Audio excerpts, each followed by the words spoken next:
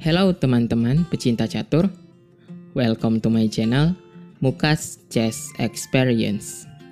Pertama-tama, jangan lupa untuk dukung channel ini dengan menekan tombol subscribe dan mengaktifkan lonceng agar teman-teman mendapatkan notifikasi mengenai update video-video selanjutnya.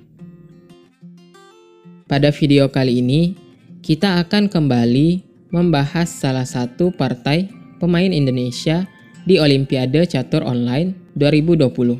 Sebelum kita ke permainan, untuk sekedar info, saat video ini dibuat, Olimpiade Catur Online divisi utama telah selesai dilaksanakan. Dan Indonesia menempati peringkat ke-7 di Pool A dengan jumlah poin 8 dari hasil 3 kali menang melawan Zimbabwe, Vietnam, dan Mongolia, 2 kali seri melawan Iran dan Uzbekistan, dan 4 kali kalah dari Jerman, Cina, India, dan Georgia.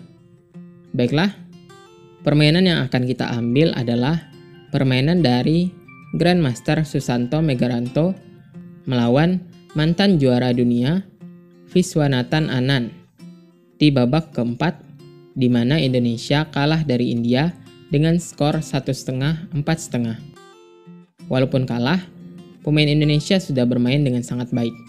Salah satunya adalah Susanto Megaranto yang berhasil menahan remis mantan juara dunia Viswanathan Anand. Baiklah, langsung saja kita ke permainannya. Di mana Susanto Megaranto memegang buah putih dan Viswanathan Anand memegang buah hitam.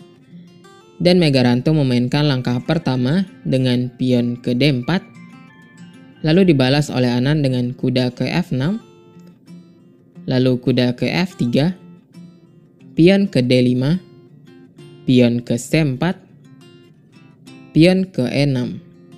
Dan posisi ini adalah pembukaan gambit menteri ditolak, di mana putih membuat variasi masuk ke variasi tukar setelah langkah pion C makan D5 dan pion E makan D5. Lalu putih melanjutkan dengan kuda ke C3, lalu pion ke C6, dan gajah ke G5, di mana putih mengeluarkan gajah terlebih dahulu agar langkah selanjutnya tidak menutup jalan gajah ini. Lalu hitam gajah ke E7, dan putih pion ke E3, lalu gajah ke F5, dan putih menukarkan kuda di F6 dengan gajahnya dengan gajah makan F6 untuk mencegah kuda milik hitam melompat ke petak E4 yang akan menyusahkan putih nantinya. Dan hitam melanjutkan dengan gajah makan F6, lalu putih gajah ke D3, di mana maksud langkah ini agar buah milik putih bisa bergerak dengan bebas di sayap menteri, terutama benteng yang biasanya berada di B1 pada pembukaan ini. Dan hitam menerima pertukaran dengan gajah makan D3 dan putih menteri makan D3. Jadi perlu diketahui, pada pembukaan gambit menteri ditolak variasi tukar, biasanya rencana serangan putih adalah dengan memainkan pion ke B4, pion ke A4, diikuti dengan langkah pion ke B5 untuk merusak struktur pion hitam yang kemudian putih akan menyerangnya setelah struktur pion hitam menjadi lemah. Lalu hitam pion ke A5, di mana Anand mencegah langkah pion ke B4 dari putih, lalu putih rokade pendek dan hitam rokade pendek, dan putih menteri ke C2. Langkah menteri ini untuk membantu langkah putih selanjutnya, di mana setelah kuda ke D7, putih melangkahkan pion ke A3, di mana langkah putih sebelumnya, menteri ke C2, membuat hitam tidak bisa memainkan langkah pion ke A4 yang bisa menghambat rencana putih memainkan pion ke B4. Lalu hitam melanjutkan dengan gajah ke E7, hitam kembali mencegah putih memainkan pion ke B4 dengan gajahnya, lalu benteng A ke B1. Jadi seperti yang kita bahas sebelumnya ya, alasan putih menukar gajah hitam di F5 dengan gajahnya karena akan meletakkan benteng di petak ini. Untuk mensupport dorongan pion ke B4 tidak mungkin dilakukan jika gajah masih di F5. Lalu hitam melanjutkan dengan benteng ke E8, benteng F ke C1, kuda ke B6, kuda ke D2, mencegah kuda hitam ke petak C4 sebelum mendorong pion ke B4. Tapi hitam di sini melakukan langkah pion ke A4 untuk mencegah dorongan pion putih ke B4. Karena jika pion ke B4, maka hitam akan melakukan N pasan.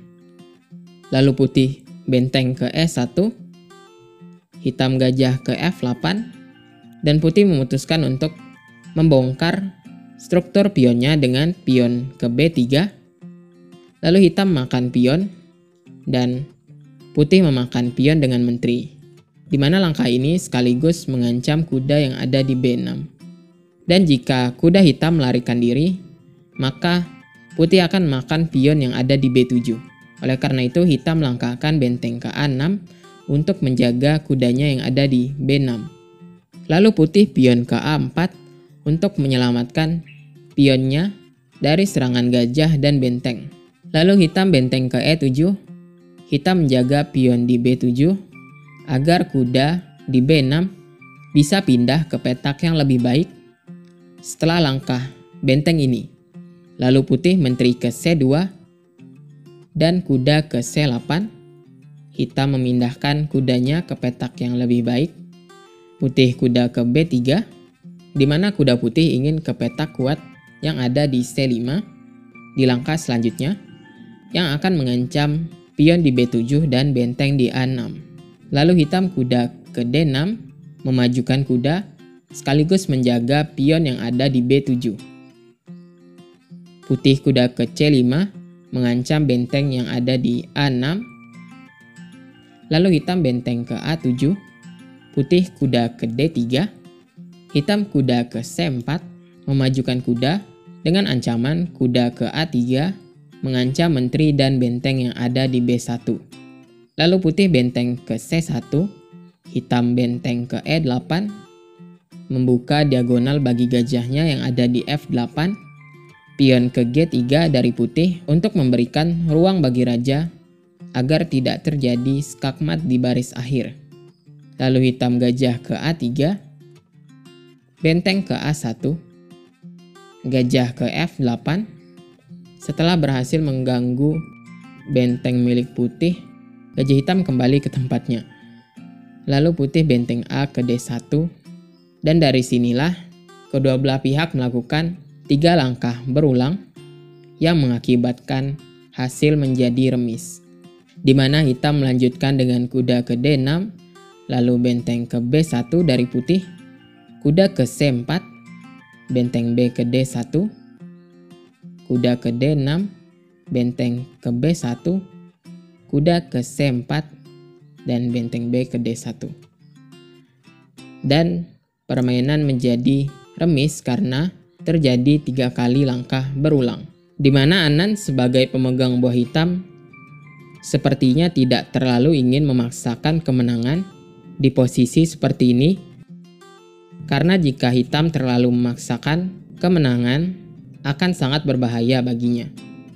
Oleh karena itu, Anan memutuskan untuk mengamankan setengah poin untuk regunya dengan melakukan 3 kali langkah berulang seperti ini. Baiklah teman-teman, mungkin sekian penjelasan di video ini.